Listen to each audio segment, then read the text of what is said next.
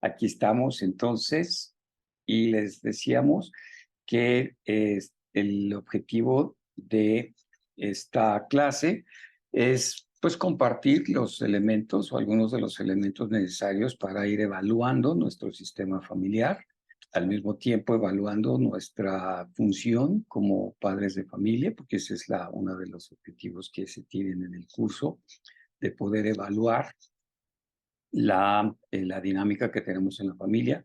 Por otra parte, vamos a estar también compartiendo algunos elementos básicos para la educación de los hijos en dos sentidos. Número uno, para sí ver evaluar, comparar los sistemas educativos que estamos llevando a cabo en la casa. Y el número dos es para poder implementar algún tipo de cambios dentro del sistema familiar o de la educación familiar. Entonces vamos a estar tratando algunos temas para que podamos tener una noción un poquito más amplia de todo lo que abarca la educación familiar. Entonces vamos a estar compartiendo algunos temas generales en donde vamos a ir aplicando también en dos sentidos. Uno, para ver qué es lo que hemos estado haciendo con nuestros hijos. Dos, lo que nos faltó y podemos empezar a trabajar de aquí en adelante, ¿no? Es ser una especie también de evaluación de nuestros sistemas familiares para también hacer una evaluación personal de nosotros como individuos dentro del matrimonio. Vamos a estar analizando muy brevemente lo que es la visión que tenemos como familia, entender que la familia es un sistema de comunión entre personas. ¿Okay? Entonces necesitamos tener la visión clara de cuáles son los objetivos que estamos persiguiendo como familia. Y esto lo necesitamos tener como individuos dentro del matrimonio, en el matrimonio y en la familia. O sea, todos necesitamos tener en claro cuáles son estos principios o cuáles son todos estos valores que estamos persiguiendo que nos hacen vivir en común, que todos estamos persiguiendo. Entonces, es una muy buena pregunta para iniciar el día de hoy, que cada uno de nosotros haga esta pequeña evaluación. ¿Cuántas cosas, qué tipo de valores y cuáles son aquellos principios que todos en la familia tenemos reconocidos y estamos persiguiendo para poder llamarnos este sistema de comunión entre personas? Entonces, de lo contrario, podemos ir evaluando también y entendiendo que tristemente el día de hoy a la familia se le ha estado otorgando o incluso se le ha ido quitando la importancia adecuada que necesitamos tener. Ya sabemos, la mayoría de nosotros sabemos cuáles son que la familia se le dice que es el núcleo de la sociedad. Bueno, poco a poco ha venido desapareciendo este concepto a tal grado de ya tener a un lado el concepto de familia, y ya es ahora tiene una dimensión enorme que se le menciona. Una familia casi no se entiende lo que es precisamente este núcleo tan importante que vamos a estar viendo, precisamente que la familia viene siendo desarrollada desde el principio del individuo. Entonces, necesitamos evaluarnos, como decíamos, como individuos para poder entender que la familia como sistema está también dividida por al menos tres subsistemas básicos. Hay otros subsistemas que estuvimos viendo también ya en los anteriores trimestres, pero básicamente hay que recordar que la familia como sistema se está moviendo con tres subsistemas básicos, que es el subsistema conyugal, el subsistema parental y el subsistema filial. El subsistema conyugal, obviamente, podemos ver ahí la necesidad de evaluar cómo se está llevando a cabo el matrimonio, si estamos entendiendo, y sobre todo nosotros que estamos dentro del estudio de la Biblia, necesitamos ir comprendiendo y evaluando si tenemos los principios básicos bíblicos de lo que es el matrimonio para poder desarrollarse de manera funcional. Una vez que evaluamos el subsistema conyugal, de ahí se desprende el subsistema parental, que a pesar de que tenemos a los mismos actores, papá y mamá, ¿ok? No es lo mismo ser esposo que ser padre, no es lo mismo ser esposa que ser madre. Entonces, ya en el subsistema parental, como decimos, se desprende del subsistema conyugal. En la medida de la plenitud conyugal que se obtenga, en esa medida es que se va a poder funcionar dentro del subsistema parental. ¿Okay? Entonces podemos entender que el subsistema parental se desprende del subsistema conyugal. A mayor unidad, a mayor trabajo en el subsistema conyugal, es en donde vamos a ver los resultados en el subsistema conyugal, perdón, en el subsistema parental. Ya estamos concentrados ambos en la educación a los hijos. ¿Sí? Entonces, de ahí se desprende lo que le llamamos el desbordamiento. El desbordamiento no es otra cosa que la capacidad que desarrollamos como padres para poder atender a los hijos en su individualidad, en su unicidad y de acuerdo a las necesidades y características específicamente de cada uno de ellos. ¿Qué es esto? Que los hijos van a necesitar un trato especial e individualizado y por eso es necesario que dentro del subsistema conyugal y del subsistema parental podamos tener las capacidades necesarias para desarrollar un proyecto individual para cada uno de los hijos. No podemos tratar a todos los hijos igual, no todos los hijos son iguales, cada uno requiere de una atención especial, individualizada. ¿Ok? Y ahí es a donde nos vamos a centrar precisamente en el subsistema parental, poder entender, poder conocer a profundidad a cada uno de los hijos para aplicar un proyecto educativo individualizado y único, ¿okay? Para poder atender las necesidades básicas. Y ya después de esto ya se desprende ahora sí el subsistema filial, que es en donde están los hijos. Ya hay ahí una dinámica para poder interrelacionarse entre los hermanos. Ya los hijos ya también entienden su participación en la familia, ya se ven como individuos dentro de este primer sistema social llamado familia y al mismo tiempo se están entendiendo como individuos, pero también individuos responsables socialmente. O sea que entienden su participación hacia los hermanos, hacia los papás. Está bien, pero esto, insisto, se viene desprendiendo desde el subsistema conyugal.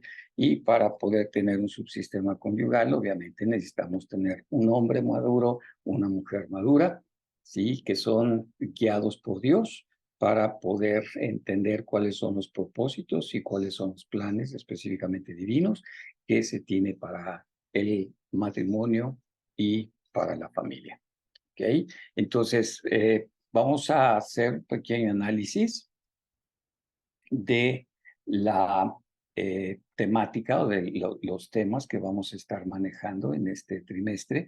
Insisto, es un tanto pretencioso, un tanto ambicioso, pero vamos a estar tratando de trabajarlo lo más posible. Si no nos alcanza el tiempo para terminar esto en este trimestre, bueno, podemos ampliarlo al siguiente trimestre. Entonces, pues es insisto, es un plan que estamos teniendo. Vamos a estar presentando esta temática para consideración de cada uno de nosotros y que vayamos viendo si nos interesan los temas. Entonces, el temario que vamos a estar manejando, número uno, vamos a entender la importancia de la familia y la sociedad, la interrelación que se lleva a cabo entre la familia y la sociedad, perdón, y la necesidad de entender precisamente todo lo que involucra la familia para poder ser aportativos y tener una sociedad mejor o al menos funcional. Entendemos que la familia sí es la base de la sociedad y por lo tanto la sociedad es el reflejo del conjunto de familias que la componen. No hay más, ¿ok? Por eso necesitamos entender la importancia que tiene esto para poder educarnos, para poder mantenernos en este proceso de educación familiar, que como hemos dicho, la educación familiar no termina. esta necesita continuar y esta necesita desarrollarse continuamente en un proceso de perfeccionamiento continuo. ¿Okay? Por eso es importante que vayamos entendiendo el impacto que habría de tener la familia en la sociedad. Y precisamente como la sociedad está en decadencia, es necesario reevaluar los sistemas familiares para poder entender la importancia que se tiene en la participación de la familia en la sociedad. El siguiente tema va a ser la educación de la afectividad. ¿Okay? Estaremos entendiendo cuáles son los procesos, cuáles son los elementos que conlleva, cuándo comienza esta educación de la afectividad, porque hemos insistido mucho en que el ambiente que necesita permear dentro de una familia funcional es un ambiente pleno de amor y buen humor. Entonces, para poder entender y para poder desarrollar este ambiente, necesitamos entonces hacer una evaluación y estar trabajando en el sistema afectivo de cada uno de los miembros. ¿Por qué? Porque todos tenemos tendencias temperamentales diferentes, por lo tanto, hay una demostración de afectividad diferente. Pero lo que sí es necesario es la educación de la afectividad para satisfacer las necesidades afectivas de los miembros de la familia. ¿Okay? Y esto obviamente ya nos vamos a ir dando cuenta de cuáles son los elementos que conllevan la afectividad, cómo es que podemos llegar a educarla para poder entender la participación que tenemos dentro de la familia. La siguiente es la educación para la felicidad. ¿Okay? Entender que la felicidad no es un objetivo a perseguir, sino que es un medio que vamos a ir utilizando para lograr este proceso educativo.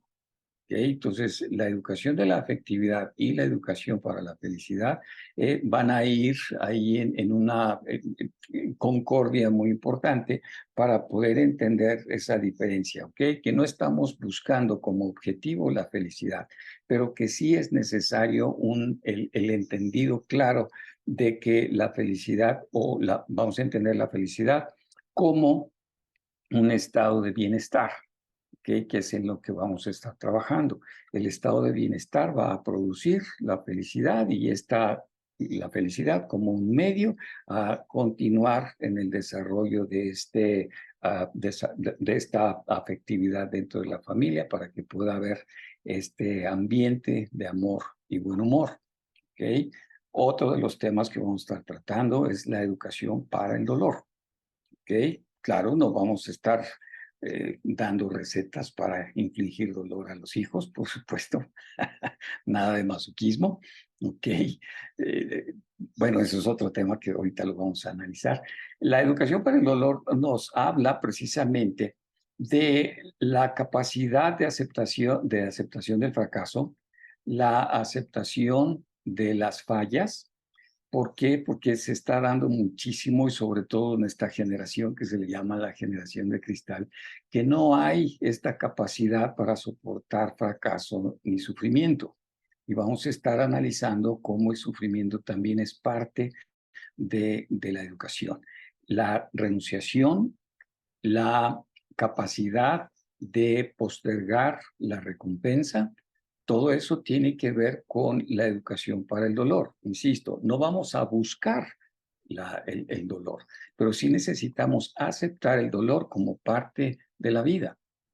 Ahí viene también la aceptación de la muerte, viene la aceptación a fracasos, viene la aceptación a los accidentes, todo aquello que se supone que es negativo. ¿Okay? Porque sobre todo en los ambientes en donde conocemos de Dios, conocemos de la Biblia, se cree que estamos bien porque todo va en progreso, porque todo está bien, porque no falta nada, porque hay incluso cierta, pues no sé, abundancia. Y se piensa también tristemente que en la ausencia de todo esto hay fracaso, hay algo que anda mal, sin entender que estamos, por ejemplo, somos sujetos en nuestra condición todavía de humanos, estamos sujetos todavía a accidentes y a contrariedades que necesitamos aprender a enfrentar. Nuestros hijos necesitan también aprender a entender lo que es la palabra no. Porque si hay otro de los problemas graves en la actualidad, ya lo hemos escuchado seguramente, es el síndrome de hijos emperadores, en donde los hijos son los que llevan la batuta del hogar. Los hijos son los que mandan, por así decirlo.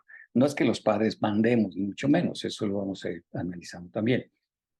Pero aquí el problema es que los hijos, se empodera a los hijos de tal forma que ellos son los que gobiernan en la casa, ¿sí? Y esto obviamente en un futuro va a causar dolor, porque un niño que es educado en un ambiente de sobreprotección, obviamente va a ser una persona adulta muy difícil de llevar o de convivir con los demás. Entonces, por eso es necesario que los hijos aprendan también el significado de la palabra no, ¿sí? Hemos tenido casos severos de incluso desnutrición de los niños, de dientes todos picados, precisamente porque los niños lo único que quieren es comer dulces, pastelillos, y los papás no pueden decirle que no, y eso viene en detrimento de la salud de los hijos. Entonces, el hecho de que los hijos entiendan que hay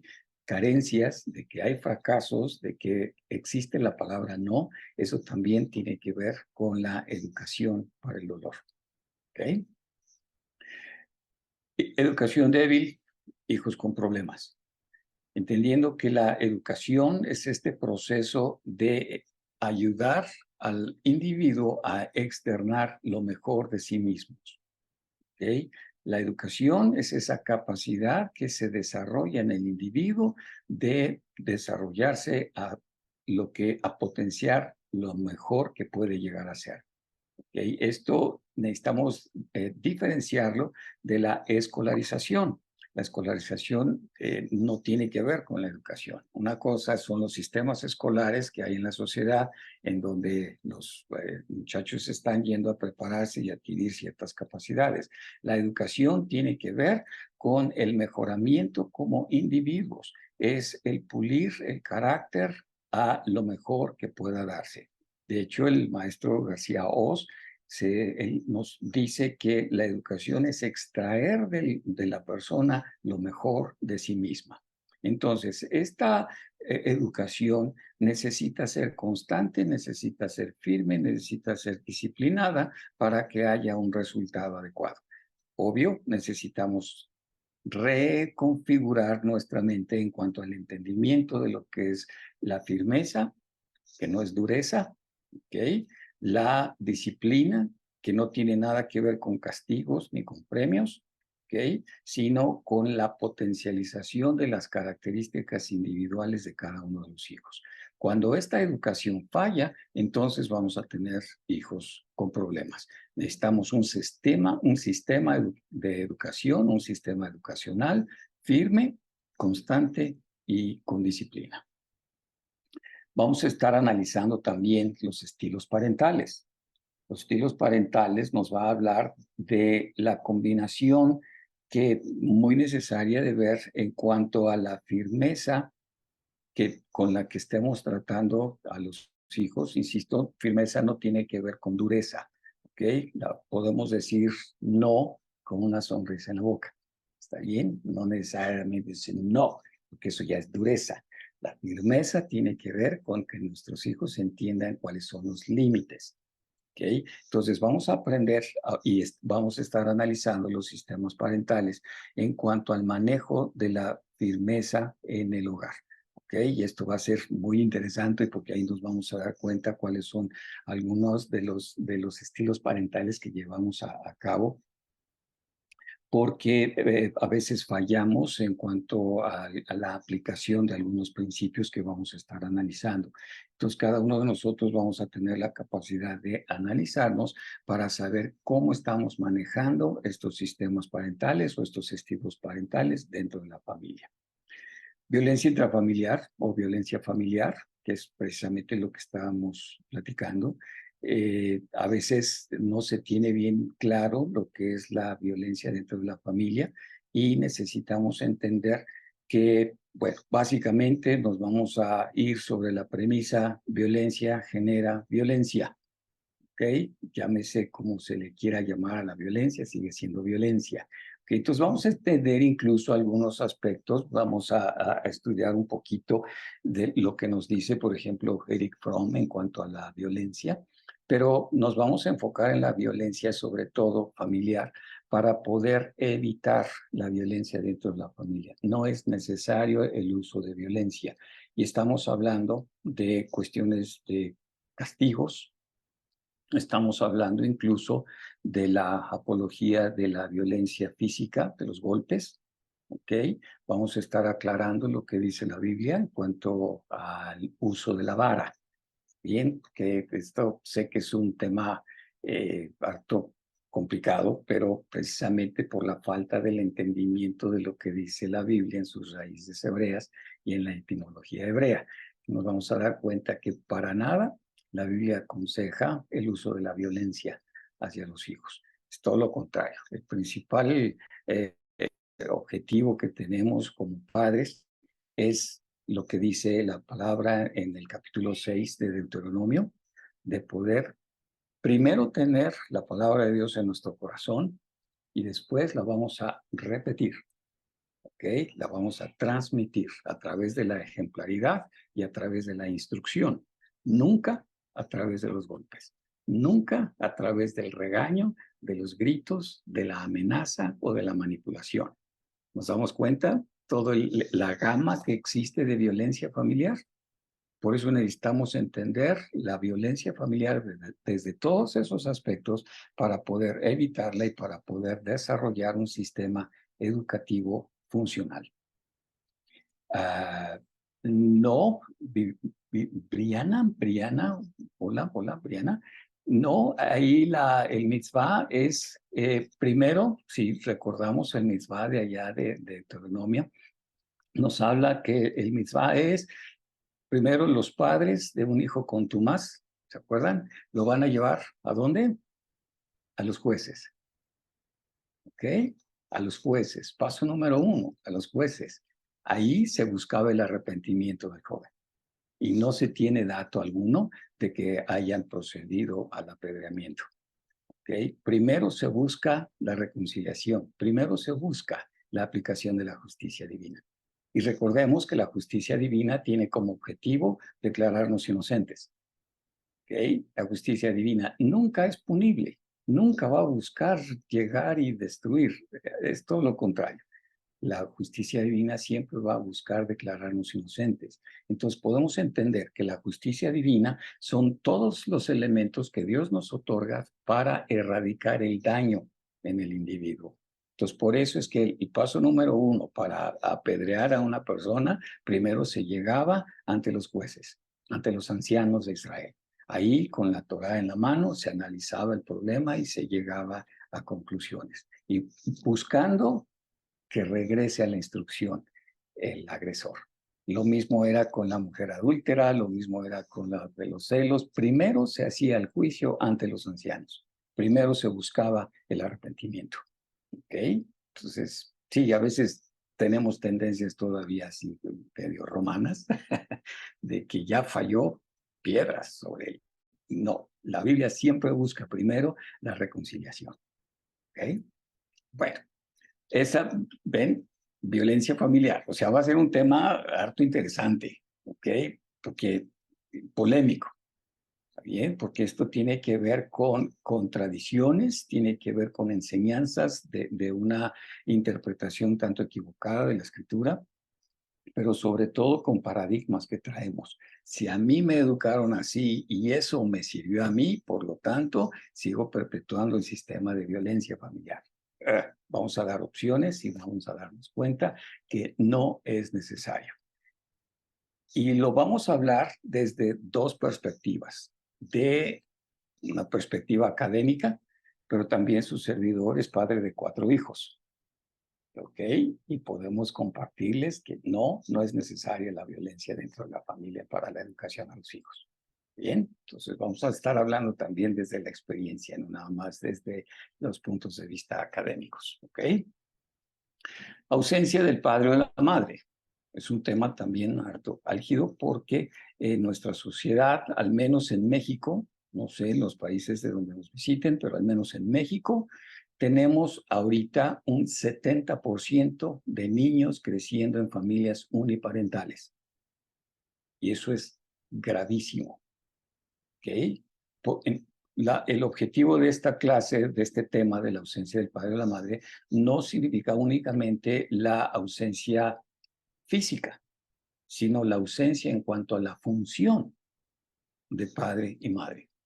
Vamos a estar analizando también las oportunidades o el sistema que se puede desarrollar en las familias uniparentales, que puede ser que nos estén acompañando en la clase, familias uniparentales, donde nada más esté la mamá, donde nada más esté el papá, pues vamos a estar también dando algunas sugerencias de cómo poder llevar a cabo el sistema educacional de manera funcional. Pero lo importante es entender que es necesario la presencia de papá y de mamá en el proceso educativo, porque también esto se ha venido prestando a confusiones tremendas, donde se cree que la mamá es la responsable de la educación de los hijos, mientras el papá sale a buscar el trabajo.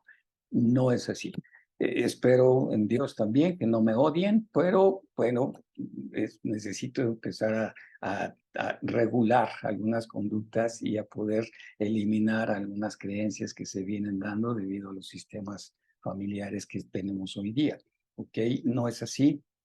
La educación de los hijos necesita ser implementada por ambos, porque cada uno de nosotros vamos a aportar desde nuestra perspectiva masculina y femenina, respectivamente, lo que nuestros hijos necesitan. Eso lo estaremos analizando desde otro de los subsistemas familiares llamados las relaciones triádicas.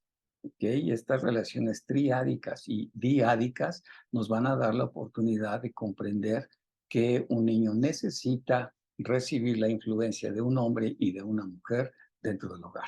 Entonces, ¿qué es lo que sucede cuando hay una ausencia de padre y madre? Eso es lo que necesitamos entenderlo. En dos sentidos, insisto, también esto nos está sirviendo para capacitar a nuestros hijos. Las personas que ya tenemos hijos de mayor edad, todo esto nos va a estar sirviendo para seguir preparando a nuestros hijos para que ellos no sufran o padezcan las consecuencias de la falta de la formación de una familia funcional. ¿Okay? En el caso, por ejemplo, de padres o de familias uniparentales, padres solteros, se necesita entender la importancia de la intervención de ambos, de papá y de mamá. ¿Para qué? Para enseñar eso a los hijos y para que los hijos eviten las separaciones, el divorcio o simplemente el casarse por casarse. ¿Okay? Dentro de los temas que hemos estado analizando, hemos estado analizando la importancia del matrimonio, los procesos de la amistad, los procesos del matrimonio, etcétera, etcétera. Entender que todo esto, que la educación familiar tiene un espectro amplísimo para seguir preparándonos. ¿Okay? Entonces, esto también sirva de anuncio para que se mantengan con nosotros en esta clase de educación para padres, que hay temas harto interesantes. Complementariedad en el amor conyugal. ¿Okay? Este es otro de los temas que necesitamos tratar para poder ir reforzando los temas anteriores. La complementariedad es precisamente cuál es la sinergia requerida en el matrimonio. Como decíamos, y vamos a entender que el matrimonio es la iniciativa de Dios de unir a un hombre maduro y a una mujer madura para la adecuada sinergia en cuanto al cumplimiento de los propósitos divinos. Eso es como necesitamos entender el matrimonio. ¿Ok? Un hombre maduro, una mujer madura, que van a sinergizar en pro de proyectos divinos. ¿Ok? Entonces, por eso estamos insistiendo que el que tiene la iniciativa de unir a un hombre y a una mujer es Dios. Por lo tanto, nosotros nos vamos a dedicar a educar a nuestros hijos para que ellos lleven una relación personal íntima con Dios, para que Dios sea quien les vaya guiando y poder entender que la participación que van a tener en el matrimonio, que es en sinergia, en la complementariedad, las características masculinas plenas, las características femeninas plenas, unidas en el trabajo de la prosecución de proyectos divinos. ¿Ok? No es, o sea, aquí insisto, espero que no me odien, pero no vamos a estar hablando aquí de romanticismos ni de noviazgo. Bueno, sí vamos a estar hablando, pero en contra de, ¿está bien? No nos interesa el romanticismo. Si te quiere y la quieres, pues cásate. ¿Qué puede pasar? Si se quieren, pues cásense. ¿Qué puede pasar? Lo más importante es que se quieran. Lo más importante es...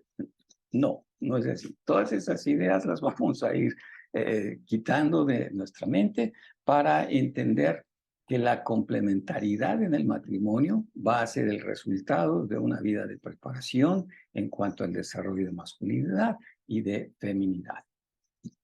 Vamos a estar analizando algunos principios para la comunicación dentro de la familia. ¿Okay? ¿Cuáles van a ser estos principios? Estaremos dando algunos principios básicos de la educación en la familia, obviamente, los principios de comunicación que vamos a estar buscando tener en nuestros sistemas familiares, porque si hay algo que nos falla de repente es la capacidad comunicacional. Sobre todo nosotros varones, entendemos que las mujeres tienen una de las características femeninas, es la comunicacionalidad, ¿okay? Entonces también habría que evaluar esa comunicación que sea asertiva, que sea clara, que sea precisa, concisa, etcétera, etcétera. Entonces, vamos a estar analizando los principios de la comunicación. Las condiciones para la comunicación en el matrimonio. ¿Ok? Hay condiciones, no es nada más hablar por hablar. Bien, es que ya te dije, pues sí, pero no entendí. Bueno, a lo mejor lo que te dije no fue lo que quise decirte. Y entonces ahí vamos a estar analizando algunos de estos detalles de repente que surgen en la diferencia de percepción entre hombres y mujeres. Bien, porque para nosotros hombres, o sea, sabemos que salimos en 10 minutos. ¿Está bien? Esposa, ¿cuánto te falta? Dame 10 minutos. Bueno, ya sabemos que los 10 minutos femeninos tienen mucho más minutos que los 10 minutos masculinos. Pues por eso es necesario ir analizando las condiciones para una comunicación funcional dentro del matrimonio. Bien, que básicamente es, fíjense, sencillo, entender las diferencias psicológicas entre el hombre y la mujer. ¿Ok? Bueno, sencillo, ¿verdad? Ok. Número 12, el manejo de conflictos y asertividad. A falta de los principios de comunicación, a falta de principios de comunicación básica, obviamente va a haber conflictos. ¿Está bien? Bueno, necesitamos ir aprendiendo a manejar los conflictos a través de la asertividad. ¿Okay? La asertividad también es una característica, una cualidad de carácter que necesitamos ir cultivando. ¿Okay? Por lo tanto, necesitamos ir entendiendo que todos estos principios de comunicación, estas condiciones para la comunicación, se va a llevar a cabo con base en la asertividad de la comunicación. Bueno, vamos a estar dando algunos, vamos a estar tratando algunos de las recomendaciones para el manejo de conflictos a través de la asertividad. ¿Okay? Otro de los temas dentro de la comunicación va a ser la comunicación y acuerdos entre padres. ¿Ok? ¿Cómo podemos llegar a tener acuerdos básicos para no dejar en entredicho a los hijos? A veces los papás decimos algo, las mamás dicen otra cosa y los que quedan en entredicho son los hijos. Bueno, entonces necesitamos entender que toda esta capacidad comunicacional nos va a llevar a desarrollar esta capacidad de comunicación y de llegar a acuerdos, acuerdos tangibles, ¿ok?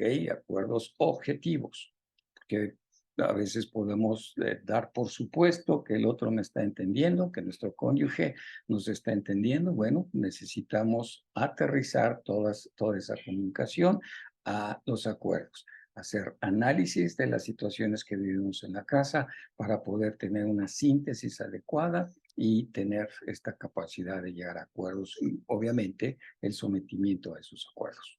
¿Ok? Recomendaciones para la educación en el hogar. Vamos a estar dando algunos principios básicos de cuáles son los elementos básicos necesarios para poder ejercer la educación dentro de la casa. Principios prácticos, principios que podemos aterrizar, ¿ok? No vamos a estar dando recetas, vamos a estar compartiendo recomendaciones básicas de cómo es que podemos ejercer esta capacidad educacional dentro del hogar. Bien, cada uno de nosotros lo va a ir aplicando de diferente manera en el hogar individual.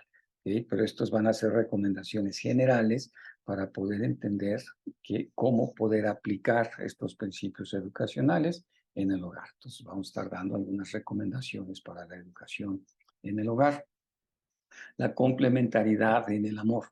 También la complementariedad no nada más en el matrimonio, sino en todo lo que respecta a la primer sociedad más importante en la que nos desenvolvemos. Esto es la familia. ¿Okay? ¿Cómo es que podemos como familia complementarnos unos a otros? Bien, no es que estemos carentes, sino que la complementariedad nos habla de que cada uno, como en un engranaje, como en una maquinaria, cada uno aportando de su propia plenitud, aportando para el buen funcionamiento de todo el sistema. Y se necesita entender que el principio básico es el amor. ¿Bien?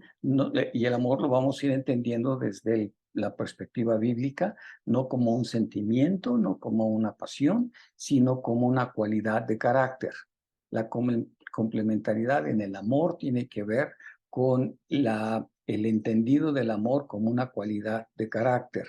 De hecho, como dice el maestro Jepes Stork, la mejor manifestación del amor es aquella que no conlleva emociones.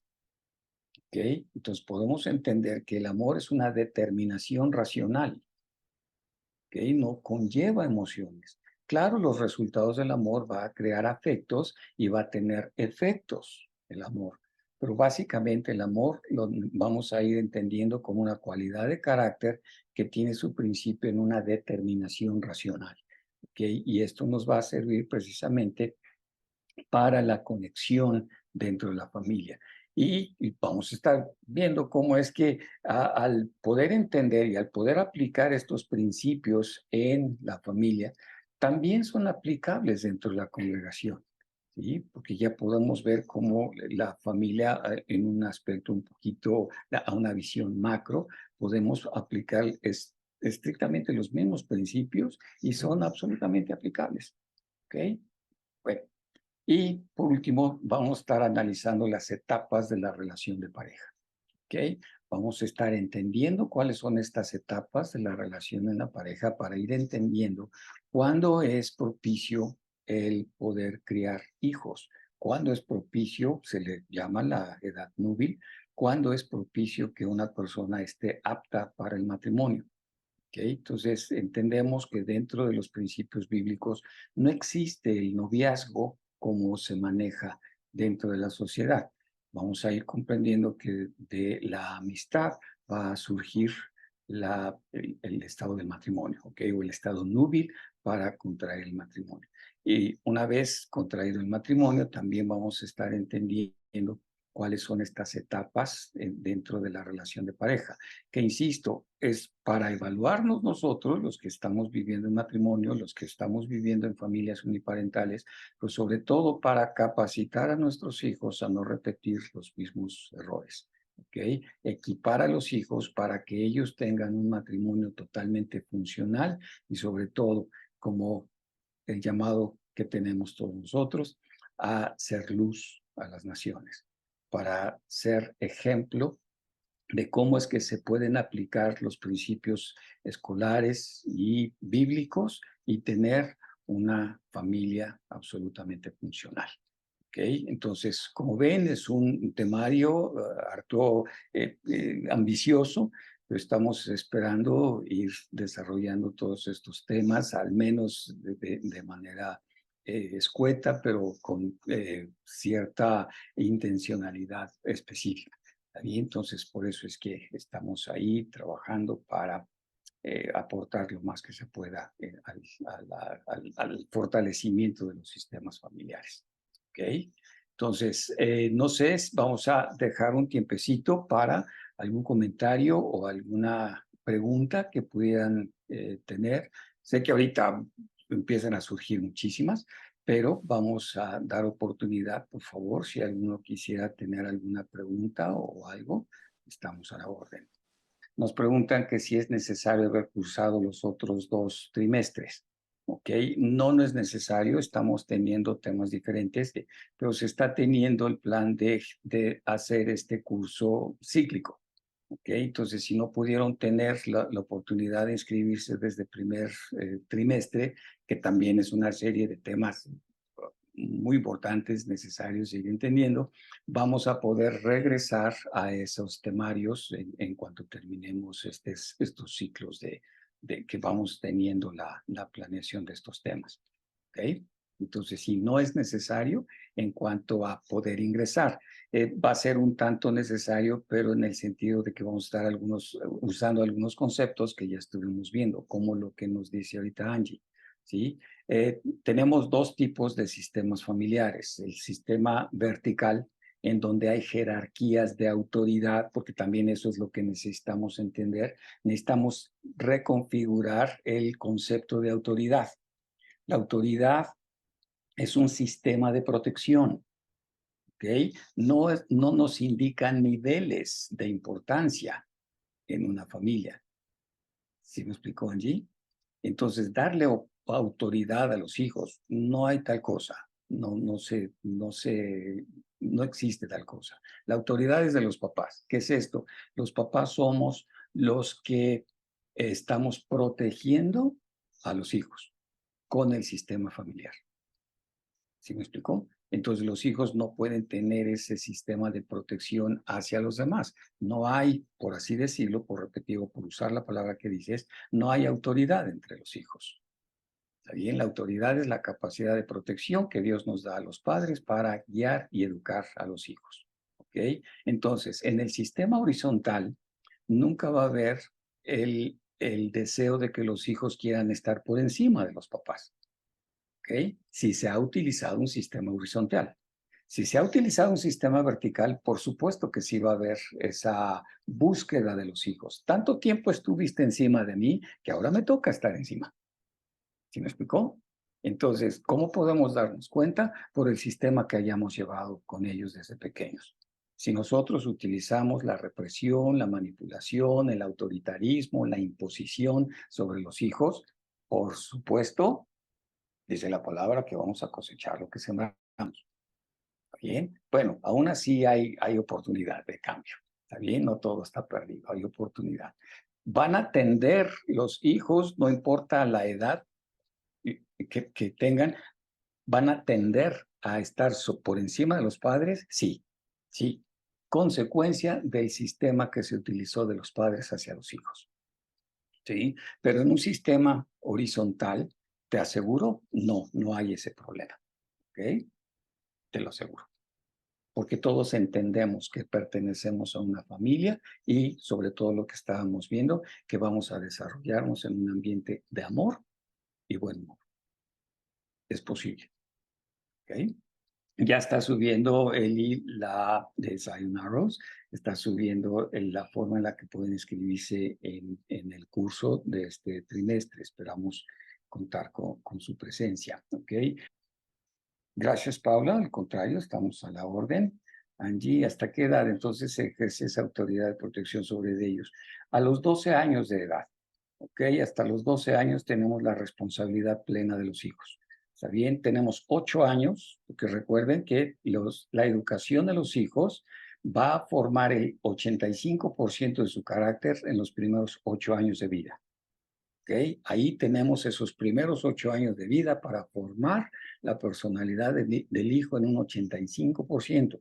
Tenemos unos 3, 4 años de gracia para reafirmar los principios que estuvimos sembrando en ellos los primeros 8 años de vida. A partir de los 11, 12 años de vida, nuestros hijos ya piensan autónomamente. ¿Ok? Ahí ya perdemos la responsabilidad como educadores de los hijos. ¿Está bien? A partir de ahí vamos a ser compañeros de nuestros hijos, vamos a ser auxiliares de nuestros hijos, pero no mantener ese tipo de autoridad sobre ellos. El problema es que tenemos, insisto, algunos conceptos muy equivocados. Creemos que la autoridad es para que los hijos hagan lo que yo les digo. No es así. ¿Ok? Nosotros necesitamos capacitar a nuestros hijos para que ellos se desarrollen libre y autónomamente, autorreguladamente. ¿Ok? Por eso es que nos da el Señor 8 años para sembrar en ellos las cualidades de carácter, la necesidad de búsqueda de Dios, y nos da todavía otros 4 años para poder reforzar eso. A partir de los 12 años, la mentalidad de los hijos es absolutamente autónoma. ¿Ok? Todo lo que se pueda hacer con los niños ya mayores es, insisto, es recomendar, es esperar también su decisión. Y sobre todo, como venimos diciendo, el ejemplo es algo que va a estar influyendo muchísimo en ellos. ¿Está bien? Entonces, sí, a veces esto nos lleva a pensar negativamente, ¿no? Pero recordemos que mientras estemos haciendo la voluntad de Dios, Él va a estar también con nosotros, ayudándonos a paliar cualquiera de los errores que hayamos cometido. Porque podemos tener ya hijos mayores a 8 años, decimos, ay, ¿ahora qué hago? Bueno, hay también sistemas de rehabilitación para los hijos y sobre todo primero para los padres. ¿Está bien? Una vez que nosotros padres estemos rehabilitados, podemos reconectarnos con nuestros hijos y en ese ambiente otra vez de comunicación, de diálogo, ¿ok? Podemos resarcir errores que pudimos haber cometido antes. ¿Está bien? Entonces, insisto, la responsabilidad formativa que tenemos los padres sobre los hijos es hasta los 8 años prácticamente. ¿Ok? A partir de ahí tenemos otros 3, 4 años de gracia para reafirmar lo que ya hemos venido trabajando, para corregir algunas áreas en las que no estuvimos trabajando. A partir de que los niños desarrollan esta capacidad de autonomía, de raciocinio personal, ya es a través del convencimiento y es a través de algunas otras técnicas que necesitaríamos utilizar. ¿Ok? Pero en sí la responsabilidad formativa que tenemos los padres hacia los hijos es hasta los 12 años. ¿Ok? Claro, no quiere decir esto que ya cumpliendo 12 años ya nos vamos a olvidar de los hijos. No, ahí estamos todavía, ¿no? Con ellos, insisto, ya como guías, como consejeros, como auxiliares. ¿Ok? Es interesante. En algunos otros trimestres vamos a estar analizando también algunos aspectos de la educación a los hijos. Bueno, entonces ahí está. Sí, Álvaro, ¿nos ibas a decir algo más? Eh, Nada, Miguel, darte las gracias por el programa que has presentado hoy y animamos a todos los padres, ¿ya?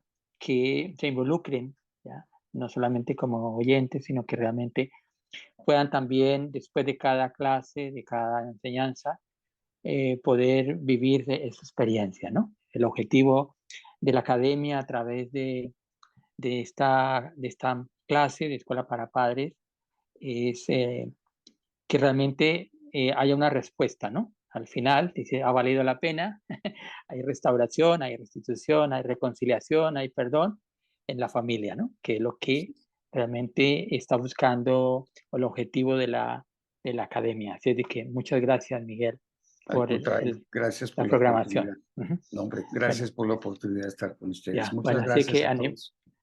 animamos a todos los padres, pues, que se animen en este tiempo y disfruten. Así es. Bueno, pues otra vez, Muchas gracias. muchísimas gracias. Estamos ahí a sus órdenes. Los esperamos en clase. Gracias. Bye.